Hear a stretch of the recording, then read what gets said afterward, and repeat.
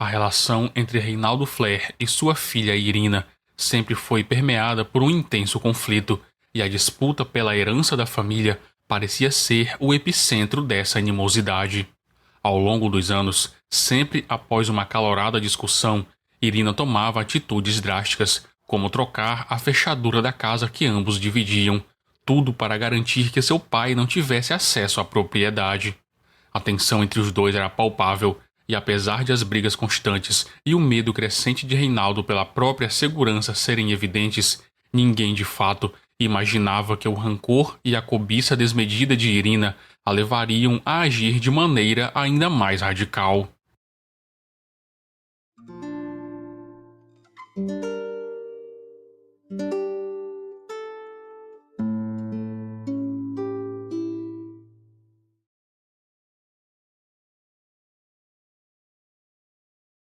Irina Lourdes Flair Berritella nasceu em 28 de janeiro de 2002, na cidade de Córdoba, localizada ao norte da Argentina. Filha única de Reinaldo Flair e Verônica Berritella de Flair, sua infância, à primeira vista, parecia comum. Aqueles que conviveram com a família na época relataram que nos primeiros anos de vida, Irina era uma criança como qualquer outra. No entanto, à medida que crescia, começaram a surgir sinais de um comportamento rebelde e desafiador. Embora a convivência com os parentes do lado paterno não fosse marcada por grandes conflitos, os laços mais fortes de Irina sempre estiveram na família materna. Sua mãe, sua tia e sua avó desempenhavam papéis essenciais em sua vida, sendo sua principal fonte de afeto e estabilidade. Mas tudo isso mudou drasticamente no dia 19 de dezembro de 2014, quando Irina, apenas com 14 anos, sofreu um golpe devastador: a morte de sua mãe. A perda de Verônica marcou um ponto de virada em sua trajetória, intensificando ainda mais seu comportamento difícil e impulsivo. Na adolescência, Irina começou a faltar às aulas com frequência. Há rumores, embora ela negasse categoricamente, de que teria sido expulsa da escola devido ao seu comportamento problemático. Com o passar dos anos, a relação entre ela e o pai se tornou cada vez mais conturbada, repleta de conflitos e desentendimentos constantes. Mais tarde, Irina afirmaria que Reinaldo a maltratava e que viver sob o mesmo teto que ele era insuportável. Entretanto, essas acusações contrastavam com o que os familiares e amigos diziam sobre o homem. Para aqueles que o conheciam, Reinaldo Flair era um homem pacífico, de temperamento tranquilo, um pai dedicado e um marido exemplar. Nascido em 20 de agosto de 1960, Reinaldo era um dos 3 filhos de Ramona Rocker de Flair e seu esposo, cujo nome nunca foi divulgado publicamente. Ele era muito próximo de seus 2 irmãos, Daniela e Henrique. Não se tem muitas informações sobre sua trajetória de vida, mas o que se sabe é que ele construiu uma carreira sólida como arquiteto. Após a morte de sua esposa, além de lidar com o luto, Reinaldo assumiu a administração do patrimônio deixado por Verônica, que incluía bens que futuramente pertenceriam a Irina. Entre os bens herdados estavam 2 grandes estruturas comerciais, uma casa e um terreno, que geravam renda por meio de aluguéis.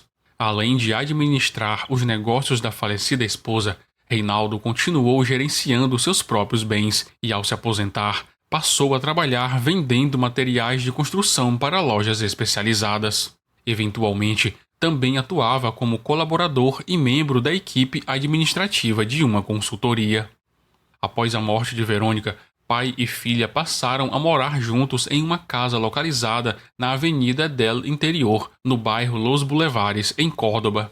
Entretanto, a convivência entre os dois se tornou insuportável com o passar do tempo. Segundo relatos da família de Reinaldo, ele era frequentemente maltratado pela filha, e isso se tornou uma grande fonte de sofrimento para ele. À medida que se aproximava da maioridade, Irina começou a reivindicar o controle dos bens deixados por sua mãe, acreditando que tinha direito de administrá-los. No entanto, essa atitude gerou atritos cada vez mais intensos dentro da família. Segundo parentes de Reinaldo, o comportamento da jovem se tornava ainda mais hostil sempre que o pai iniciava um novo relacionamento. Relatos indicam que Irina frequentemente desobedecia suas ordens, abandonou os estudos e passou a exigir o pagamento dos aluguéis de maneira antecipada para ter acesso imediato ao dinheiro em espécie. Além disso, alegam que ela danificava ou descartava as roupas do pai, criando situações que tornavam sua permanência na casa insustentável, como se ela quisesse que ele saísse de lá. Por outro lado, Irina negava todas essas acusações e se colocava como vítima da família paterna. Segundo ela, nunca foi bem aceita pelos parentes do pai, que também desprezavam sua mãe. Irina afirmava sofrer perseguição constante e dizia que era rotulada de maneira pejorativa, sendo chamada de hippie rebelde e panuelo verde, em referência ao movimento feminista do qual fazia parte. O conflito, que já era intenso, tomou proporções ainda maiores quando, em 2019, Reinaldo conheceu Miriam Cima.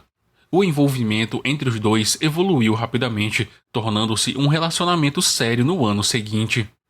Paralelamente, Irina também iniciou um namoro, trazendo um novo elemento para a já conturbada dinâmica familiar. Seu companheiro era Leandro Xavier Moscarello, um homem 7 anos mais velho que ela. Leandro nasceu em 2 de maio de 1995, na cidade de Córdoba. Filho de Estela Herrera e Elias Moscarello, tinha pelo menos um irmão mais novo chamado Samuel, nascido em 1997. Trabalhava como serralheiro, mas também se apresentava como comerciante. Desde o início, Reinaldo desaprovou o relacionamento, principalmente por causa da diferença de idade entre os dois. Na época, Irina tinha apenas 17 anos, enquanto Leandro já estava com 24. Inicialmente, segundo Miriam, a relação entre Reinaldo e Leandro parecia cordial. O jovem passou a frequentar a casa com frequência e, em pouco tempo, praticamente se mudou para lá. No entanto, com o passar dos meses, Reinaldo começou a perceber atitudes que o desagradavam. Em conversas particulares com Miriam, ele expressava sua preocupação e descontentamento, referindo-se ao genro como um malandro. Além disso, Reinaldo desabafava sobre os constantes conflitos com Irina. Mesmo com todas as brigas e desentendimentos, ele ainda nutria um forte amor pela filha e mantinha a esperança de que, com o tempo, ela mudaria sua postura. No entanto, seus anseios estavam prestes a ser frustrados de maneira irreversível. Quando completou 18 anos em janeiro de 2020, Irina intensificou as exigências para ter acesso à sua herança. Para alguns, essa insistência não era apenas fruto de sua vontade, mas também uma influência direta de Leandro, que parecia incentivá-la a seguir com a disputa. De acordo com diversas fontes próximas à família, Leandro exercia um forte controle sobre Irina e demonstrava um comportamento possessivo e manipulador. Apesar de um acordo judicial já ter sido estabelecido, determinando a divisão dos rendimentos provenientes do aluguel dos imóveis herdados, Irina não se contentava com essa resolução. Seu objetivo ia além. Ela queria o controle total sobre os bens. A tensão em torno dessa disputa patrimonial crescia a cada dia, e quando Irina descobriu estar grávida, a situação ficou ainda mais delicada. Para Reinaldo, a notícia da gravidez não trouxe alegria, mas preocupação. Ele sabia que com a chegada de uma criança, a presença de Leandro em suas vidas se tornaria definitiva, algo que ele temia profundamente. E foi exatamente o que aconteceu. Em 1º de novembro de 2020, nasceu Francesca, filha de Irina e Leandro. Havia quem acreditasse que o nascimento da neta poderia suavizar os conflitos, trazer alguma paz para a família e amenizar a rivalidade que se instaurou. No entanto, essa esperança logo se desfez. Nos meses seguintes ao nascimento da menina, as desavenças entre Reinaldo e o casal se tornaram ainda mais intensas. Testemunhos de familiares e amigos próximos, incluindo sua mãe, sua irmã Daniela e a então companheira Miriam, indicavam que Irina e Leandro passaram a agir de maneira agressiva contra Reinaldo. Relatos apontam que a violência não era apenas verbal, mas também física. Diante desse cenário cada vez mais hostil, Reinaldo começou a temer pela própria segurança. Ele desenvolveu o hábito de trancar-se no quarto todas as noites, temendo o que poderia acontecer enquanto dormia. O ponto de ruptura de toda essa situação Aconteceu em um episódio particularmente grave. Durante uma discussão acalorada, Reinaldo, sentindo-se ameaçado, decidiu chamar a polícia. Mas isso só pareceu acirrar ainda mais os ânimos. Algum tempo depois, ao tentar retornar para casa, foi surpreendido ao descobrir que Irina havia trocado a fechadura da porta, impedindo-o de entrar. O choque foi imenso. Sentindo-se desamparado, ele pegou o telefone e ligou para sua irmã Daniela pedindo ajuda. Em meio à angústia, buscava orientações sobre uma escrivã que pudesse oficializar a situação e registrar os acontecimentos em uma ata. Foi então que Reinaldo percebeu que não podia mais continuar naquela casa. Depois desse incidente, decidiu que o melhor caminho era ir embora. Inicialmente, passou alguns dias na casa de sua mãe, tentando se reorganizar. Em seguida, encontrou um novo lar, uma residência localizada a cerca de 150 metros de sua antiga casa, na mesma rua. Sua esperança era simples. Acreditava que, ao se afastar da propriedade, os conflitos cessariam e sua vida poderia voltar ao normal. Mas, na realidade, esse foi apenas o início de um verdadeiro pesadelo. Com a partida de Reinaldo, Irina, Leandro e a pequena Francesca permaneceram na casa, administrando as propriedades e os negócios da família. O casal gerenciava um criadouro de porcos e um galpão onde Leandro trabalhava como serralheiro ao lado de seu irmão Samuel, que era soldador. Além disso, alugavam carpas para eventos e cuidavam dos bens herdados por Irina, seguindo os termos estabelecidos pelo pai dela.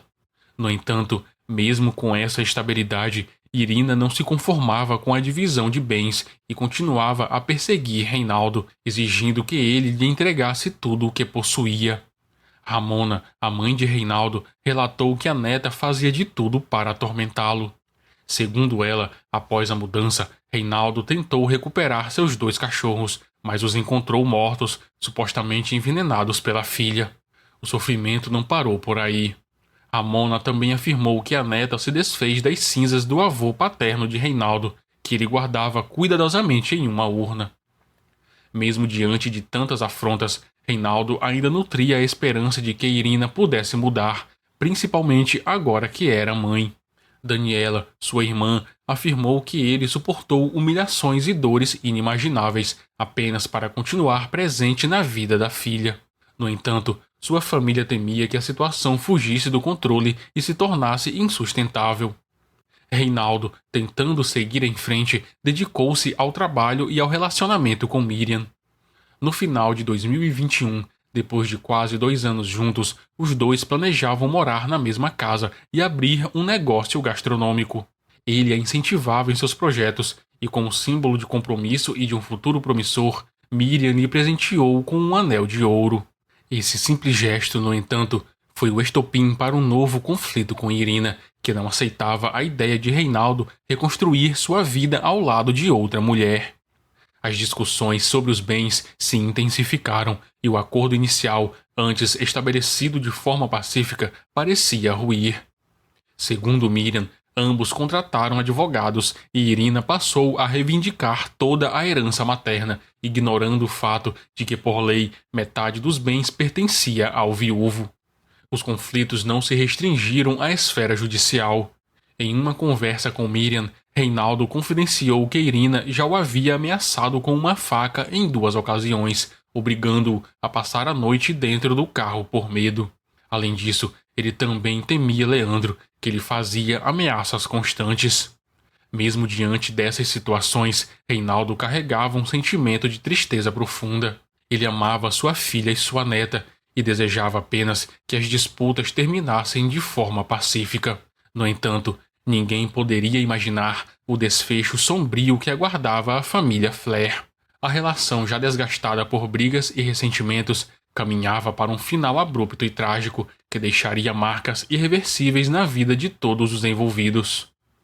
A noite de 28 de setembro de 2021 parecia ser apenas uma terça-feira comum para Reinaldo. Após um dia de rotina, ele decidiu passar um tempo com Miriam na casa dela. O casal aproveitou a tarde juntos, conversando e compartilhando momentos habituais. Porém, algo naquela noite parecia diferente. embora ninguém soubesse explicar exatamente o que. Por volta das 22 horas, Reinaldo se despediu de Miriam e deixou a residência dirigindo seu Honda Civic cinza. O plano inicial era que ele ficasse ali até o dia seguinte, mas por alguma razão ele decidiu voltar para casa. Sem imaginar que aquela despedida seria a última, Miriam observou enquanto ele partia. Na manhã seguinte, 29 de setembro, uma quarta-feira que deveria começar como qualquer outra, tomou um rumo inesperado. Daniela, irmã de Reinaldo, tentou entrar em contato com ele diversas vezes, mas suas ligações e mensagens não foram respondidas. Preocupada, resolveu ligar para Miriam, que confirmou que o havia visto na noite anterior, mas não teve mais notícias desde então. Diante da ausência da resposta, Daniela sentiu que algo estava errado. Decidiu então ir até a casa do irmão e pediu para que seu marido, Miguel Ruiz, a acompanhasse. Ao chegarem ao local, depararam-se com uma cena aterrorizante, algo que jamais poderiam imaginar encontrar. Reinaldo estava morto. Seu corpo estava amarrado a uma cadeira tombada no chão do quarto. O choque foi imediato. Sem perder tempo, Daniela e Miguel acionaram os serviços de emergência. Em poucos minutos, a polícia chegou ao local e isolou a área para preservar possíveis evidências. A cena do crime indicava que aquele não havia sido um ato impulsivo, mas sim algo planejado e brutal. O corpo do arquiteto estava preso à cadeira por presilhas plásticas e havia 2 ferimentos fatais de espingarda, um no rosto e outro no pescoço. A princípio, a principal linha de investigação apontava para um possível latrocínio. No entanto, conforme os agentes analisavam a cena, começaram a perceber que o caso era mais complexo. Um detalhe chamou a atenção dos investigadores. A televisão do quarto estava ligada no volume máximo, o que poderia indicar uma tentativa de abafar o som dos disparos. Além disso, não havia qualquer sinal de arrombamento, o que sugeria que o assassino poderia ser alguém conhecido da vítima ou que teve acesso facilitado ao local. Outro fator que intrigou os policiais foi que todos os pertences de Reinaldo estavam intactos. Seu computador, celular, carteira e tablet não haviam sido levados. Para descartar qualquer possibilidade, os agentes consultaram os familiares para confirmar se algo de valor estava faltando. A mãe da vítima, Ramona Flair, devastada com a morte do filho, e sua irmã Daniela não demoraram a apontar um possível suspeito. Segundo elas, se a polícia queria encontrar respostas, deveria começar investigando Irina, filha de Reinaldo, e o motivo? Um histórico de disputas familiares intensas por causa da herança que a mãe dela deixou. Com essa nova pista, os investigadores seguiram até a casa de Irina e seu marido, Leandro. Ao chegarem, informaram a jovem sobre o assassinato do pai e solicitaram que ela os acompanhasse até a delegacia para prestar depoimento. Durante o interrogatório, Irina negou qualquer envolvimento no crime e insistiu que sua relação com Reinaldo não era tão conturbada quanto a família dele afirmava. Também rejeitou as acusações de que havia trocado a fechadura da casa do pai ou tentado tomar posse dos bens antes da conclusão da disputa judicial. Sem provas concretas contra ela, a polícia não pôde mantê-la detida. Irina foi liberada, mas as autoridades continuaram investigando, determinadas a descobrir quem era o verdadeiro responsável por um dos crimes mais perturbadores que a cidade de Córdoba já havia testemunhado. O final de 2021 foi marcado por dor e luto para a família Flair. O que deveria ser um período de celebração transformou-se no momento mais sombrio de suas vidas. O velório e o sepultamento de um ente querido. No dia 3 de janeiro de 2022, o laudo da autópsia confirmou a brutalidade do crime. Reinaldo Flair foi alvejado por 2 disparos de arma de fogo, possivelmente uma espingarda calibre 22. O primeiro tiro atingiu a região frontotemporal direita, enquanto o segundo acertou a parte anterior do pescoço, resultando em uma morte instantânea. A arma do crime, no entanto, nunca foi localizada, o que dificultou a realização de exames balísticos que poderiam esclarecer ainda mais detalhes da execução. Apesar de não descartar outras linhas de investigação, a a polícia direcionou seus esforços para um possível conflito relacionado à herança de Reinaldo. Com isso, os investigadores passaram a examinar atentamente as relações mais próximas da vítima, incluindo sua filha Irina Flair e o namorado dela, Leandro Moscarello, além de pessoas ligadas ao casal. Para traçar um panorama mais detalhado, as autoridades realizaram uma análise minuciosa das comunicações e movimentações dos suspeitos no dia do crime. Esse trabalho revelou que Leandro manteve contato frequente com 3 indivíduos naquela noite. Seu irmão Samuel Moscarello, de 24 anos, David Louro Silvestre, de 23, amigo do casal e dono de um Ford Ka preto, e David Negro Soares, também com 24 anos, outro amigo próximo de Irina e Leandro. Embora não houvesse testemunhas oculares e os vizinhos tenham afirmado não ter ouvido tiros naquela noite, as câmeras de segurança ajudaram a reconstruir a cronologia dos eventos. Às 22h46, Reinaldo Flair foi filmado chegando em casa. Ele estacionou o carro, abriu o portão e seguiu para a garagem. Foi nesse momento que 2 indivíduos o surpreenderam e o renderam. Sob ameaça, ele foi arrastado para dentro da residência, levado até um dos quartos e amarrado a uma cadeira. Minutos depois, foi friamente executado. As imagens das câmeras não mostravam a entrada de outras pessoas pela frente da casa, o que levou os investigadores a suspeitar que os criminosos haviam acessado o imóvel pelos fundos. Essa hipótese ganhou força quando a polícia analisou imagens de uma câmera de segurança instalada em uma empresa próxima, localizada na rua conhecida como Velho Caminho do Aeroporto. As gravações mostraram um Ford Ka preto circulando pela região horas antes do assassinato. Em uma das passagens registradas às 21h20, o veículo estacionou próximo aos fundos da casa da vítima. 2 homens desceram do carro e caminharam em direção à residência, desaparecendo da vista das câmeras. Como nenhuma outra filmagem registrou a presença deles nas ruas próximas, a polícia concluiu que os suspeitos provavelmente entraram na propriedade por uma cerca danificada, parcialmente encoberta pela vegetação. Cerca de 2 horas depois, por volta das 23h20, o mesmo Ford Ka preto retornou à cena do crime. Minutos depois, 2 indivíduos saíram correndo e entraram rapidamente no veículo que então deixou o local. As autoridades rastrearam o percurso do carro e descobriram que ele fez paradas em pontos estratégicos, incluindo os endereços de Samuel Moscarello, David Silvestre e David Soares. Além disso, registros de telefonia confirmaram que esses 3 indivíduos estiveram na área no exato momento do crime. A investigação avançou rapidamente, reunindo provas contundentes contra os suspeitos. Em 9 de fevereiro de 2022, pouco mais de um mês após o assassinato, a polícia cumpriu mandados de prisão contra Irina Flair, de 20 anos, e Leandro Moscarello, de 26, apontados como mentores intelectuais do homicídio. No momento da prisão, a filha do casal, Francisca, de apenas 1 ano de idade, foi entregue aos cuidados dos avós paternos. No mesmo dia, Samuel Moscarello, David Silvestre e David Soares também foram detidos sob a acusação de participação direta na execução do crime. A essa altura, a polícia já havia reunido elementos suficientes para fundamentar a denúncia e traçar um cenário claro sobre como o assassinato foi planejado e executado. No entanto, ainda havia perguntas sem respostas. Quem exatamente havia puxado o gatilho? Havia outras pessoas envolvidas? E, acima de tudo, qual teria sido o real motivo por trás de um crime tão brutal? Para a família de Irina, a prisão dela, embora dolorosa, não foi uma surpresa. Desde o início das investigações, já havia desconfiança sobre seu possível envolvimento.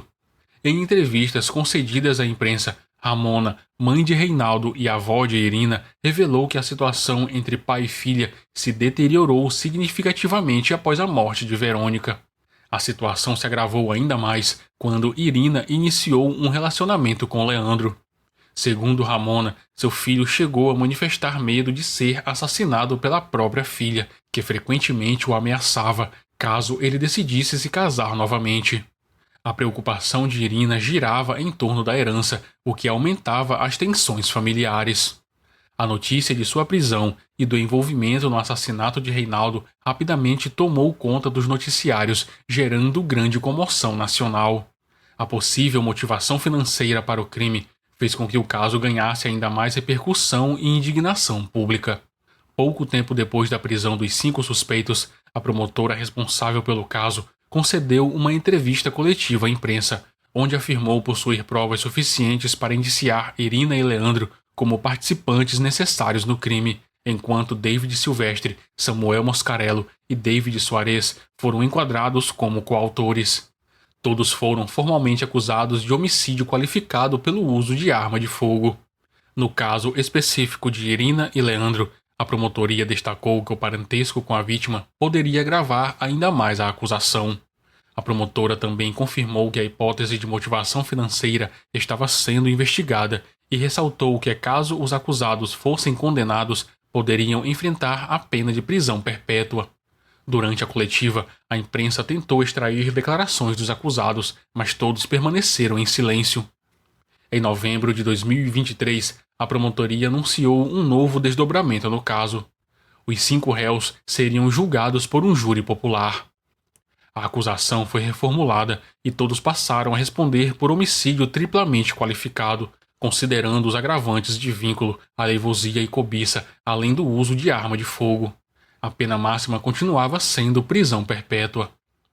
A defesa de Irina tentou, sem sucesso, garantir que a jovem cumprisse prisão domiciliar para poder cuidar de sua filha Francesca, que na época tinha apenas 3 anos. O pedido foi negado e Irina permaneceu presa enquanto aguardava julgamento. Em maio de 2024, a jovem finalmente quebrou o silêncio e concedeu uma entrevista em uma emissora de TV local. A conversa aconteceu na biblioteca da penitenciária onde estava detida. Com 22 anos na época, Irina falou sobre sua relação com o pai, o crime e a saudade que sentia da filha. Durante a entrevista, insistiu em sua inocência, afirmando não ter qualquer envolvimento no assassinato e desconhecer os verdadeiros motivos que levaram à morte de seu pai. Ela descreveu Reinaldo como um homem de bom coração e demonstrou tristeza pelo afastamento da família, embora dissesse compreender a mágoa que seu comportamento havia causado. Entre os pontos mais polêmicos de sua declaração, Irina negou ter trocado a fechadura da casa da família e também refutou as acusações de maus-tratos aos cães do pai. Segundo ela, os animais morreram devido à idade avançada e a um ataque de um pitbull e não por negligência de sua parte. Além disso, relatou que tanto ela quanto Reinaldo haviam contratado advogados para lidar com a divisão dos bens maternos, mas garantiu que chegaram a um acordo sem a necessidade de litígio, negando qualquer conflito envolvendo a herança. Mesmo tentando transmitir a imagem de uma relação estável com o pai, a jovem mencionou episódios de maus-tratos e sofrimento dentro da família, tanto por parte de Reinaldo quanto de Leandro. Ela afirmou que o relacionamento com Leandro chegou ao fim por conta de infidelidade e afirmou que ele a impedia de manter amizades, o que explicava seu pouco contato com os outros acusados. Ainda assim, expressou arrependimento por ter se envolvido com ele e pediu perdão à família por tudo o que havia acontecido. No momento mais emocionante da entrevista, disse que seu maior desejo era estar com Francesca, que a visitava na prisão uma vez por mês.